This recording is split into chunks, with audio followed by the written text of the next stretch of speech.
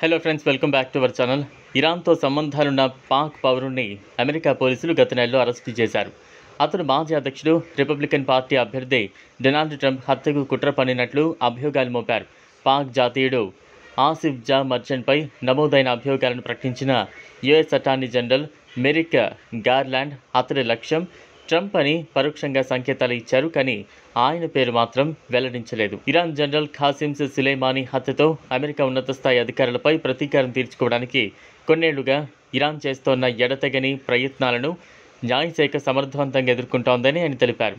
జనవరి 2020న ఇరాక్ రాజధాని బాగ్దాద్ విమానాశ్రయంలో Iran revolutionary guards chief Qasem Soleimani America rocket దాడిలో హతమయ్యారు.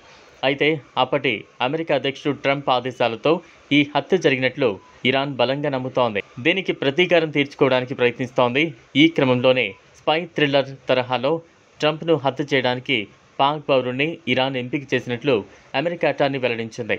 Federal Bureau of Investigation FBI chief Christopher Wray మాట్లాడుతూ, నేడు బయటపడిన ఈ ప్రమాదకర కుట్ర ఇరాన్తో సన్నిహిత సంబంధాలు కలిగి ఉన్న పాక్ జాతీయులతో నిర్వహించారు. ఇందుకు ఇరాన్ ప్లేబుక్ నుంచి నేరుగా ఆదేశం వచ్చిందని అన్నాడు. తనకు 2 భార్యలని, ఒకరు పాక్లో మరొకరు ఇరాన్లో ఉన్నారని, 2 దేశాల్లో తనకు పిల్లలు ఉన్నారని విచారణలో నిందితుడు ఆసిఫ్ రజా మర్చెంట్ వెల్లడించినట్లు FBI అధికారి పేర్కొన్నారు. బ్రూక్లిన్ ఫెడరల్ కోర్టులో దాఖలు చేసిన ఛార్జ్షీట్ ప్రకారం స్పై థ్రిల్లర్ తరహాలో ఇళ్లలో దోపిడీలు, నిరసనలు, ర్యాలీలతో దృష్టి మళ్లించి ఓ రాజకీయ నేతను హతమార్చాలని విస్తృతమైన పథకం వేసినట్లు వెల్లడైంది. నిందితుడు మర్చెంట్, అతడు ప్రొఫెషనల్ కిల్లర్స్గా భావించిన రహస్య అధికారుల మధ్య బంధం ఈ సందర్భంగా వెలుగులోకి వచ్చింది.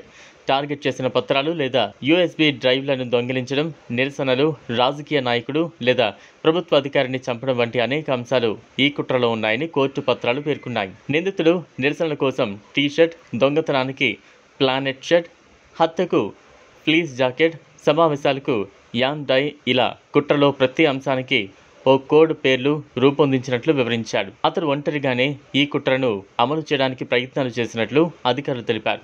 కుట్రలో FBI ఏజెంట్లను భాగస్వామ్యులను చేయడానికి యత్నించి విఫలమయ్యాడని చెప్పారు.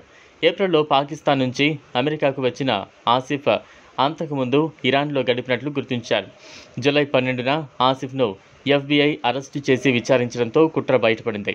ఇది ఫ్రెండ్స్ ఇవాల్టి వీడియో. ఈ టాపిక్పై మీ అభిప్రాయాన్ని కామెంట్ బాక్స్లో కామెంట్ చేయండి. వీడియో కనుక మీకు నచ్చినట్లయితే లైక్ చేయండి, షేర్ చేయండి, ఛానల్ను సబ్స్క్రైబ్ చేసుకోండి. Thanks for watching.